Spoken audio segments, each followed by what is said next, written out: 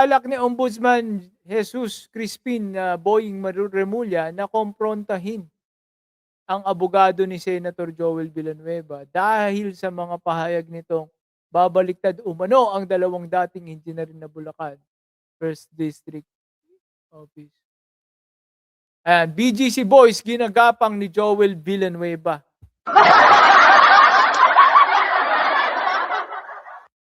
Pinapabawi ang, 'di ba?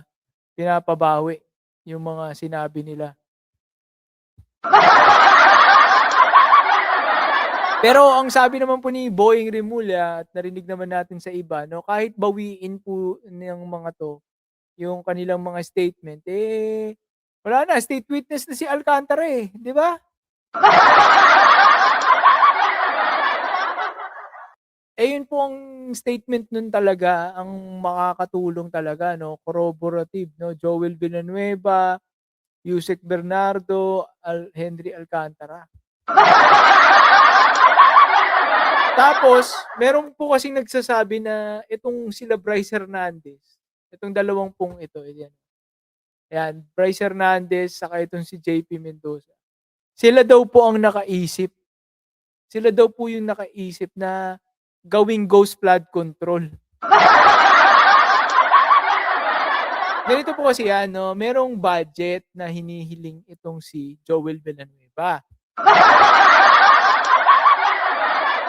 1.5 billion. Bakit 1.5 billion? Ang sabi 'no, kung tama po yung pagkakaintindi ko, ang gusto niya 10% nung 1.5 billion. So magkano po 'yon, yung 10% ng 1.5 billion? 150 million. Ang hinihingi niya pong project, mga ano, ang tawag dito, mga anong tawag dun, multipurpose building. Multipurpose building. Ngayon, ang meron lang pong budget 600 million.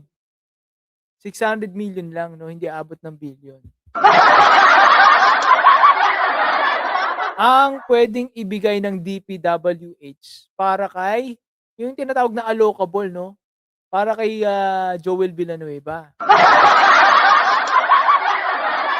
Nandiyan po yung text, diyan po nagsimula yung text 'no, diyan po yung, sinasabing text na, "Hoy, sabihin mo sa amo mo, sa boss mo, hindi ako normal lang na senador. Ano ako, member ako ng BICAM saka majority floor leader ako." Yan din po, kinumpirma yung text, kinumpirma yung text 'no, inamin ni Henry Alcantara. Pero ang nagpakita po nung text, si Bryce Hernandez. Ngayon 600 million lang yung budget, 'di ba? Alam nga nila na ang kaya humihingi ng 1.5 billion na budget si Joel Villanueva para makuha niya yung kickback niya na 150 million. Get nyo ba? Gets nyo? Nasusundan nyo? Ngayon, paano na? Nung binalikan nila si Bonoan, sinabi ni Bonoan na wala, hanggang 600 million lang Yun, dun na na-trigger itong si Bryce Hernandez saka si JP Mendoza. Pero hindi naman daw approve kay Henry Alcantara na gawing ghost flood control na lang. Pero yung nakakapagtaka dun, siya yung siya yung nag-deliver ng pera Diba? So, iisipin natin, kasabwat din siya, no? Pero yun nga, no, ang nakaisip na, 600 million, tapos gustong kunin ni Joel, 150 million. Di magkano na lang matitira? Minus nyo. Di 450 na lang, di ba? Yung 450 million na yon, since Ghost Flood Control Project ang naiisip nitong dalawang to, Bryce Hernandez at si JP, di alam din nila na malaki rin ang makukuha nila, 'di ba? Tapos bibigay na nila yung mga parte dun sa iba pa, no? Kunwari kay Yusek Bernardo, kay Bonoan, meron din daw si Bonoan. Si Cabral meron din daw do'n. Pero yun nga 'no, ghost talaga yun, wala talagang ginawang proyekto. Ayun. Pero again, hindi po alam ni Joel Villanueva na flood control yun 'no. Ang alam po ng, ni Joel Villanueva, may binigay lang sa kanya si Henry Alcantara, 'di ba? Nung sabi nga ni Henry Alcantara, nung pumunta siya, nung dineliver niya yung pera, "Eto tulong ko sa'yo 'to," sabi ni Henry Alcantara kay Joel. Gayunpaman, 'di ba, kahit po, hindi flood control 'yun, 'di ba, the fact na binigyan ka ng isang DPWH engineer, ano na po 'yun, may kaso na 'yun, 'di ba? Illegal na po 'yun.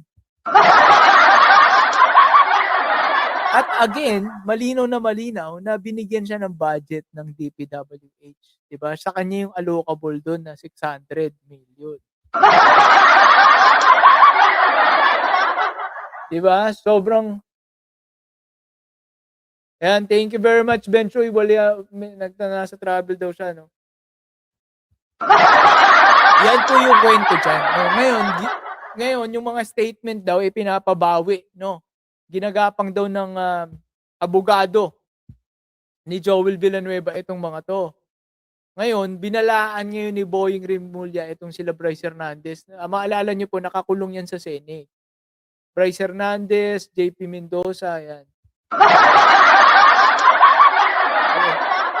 Sabi niya, "Sige, subukan niyo lang. Subukan niyong, bawiin yung statement niyo. Huwag kayong magpapaniwala diyan. Makukulong kayo habang buhay kapag" ano, sabi. Ngayon kung yung mga statement niyo, ano lang at nakikipag-cooperate kayo, baka mababa lang sentensya sa inyo. Eh, yun yung pagkakasabi. So, ayun nga, kung iisipin po natin, malaki rin talaga kasalanan nitong dalawa. Pero ito po yung talagang ano, kung wala kasing, tawag dito, yung mga diskarte nitong mga 'to, yung mga malalaking tao, hindi naman makakadiskarte 'to, 'di ba?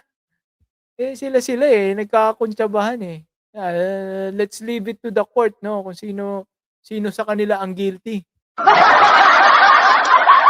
Oo. Ayan, gusto daw harapin ni Boying Remulla yung abogado ni Joel kasi nga itong abogado daw ni Joel Villanueva ang gumagapang, nanggagapang dito sa mga testigo or dito kila Bryce Hernandez 'no, para bumaliktad. Alright, thank you very much, Tommy, Sis Miel, yan, thank you sa mga sumusubaybay kahit kasabay namin ang Senado 'no, ang hearing sa Senado dito sa live stream namin.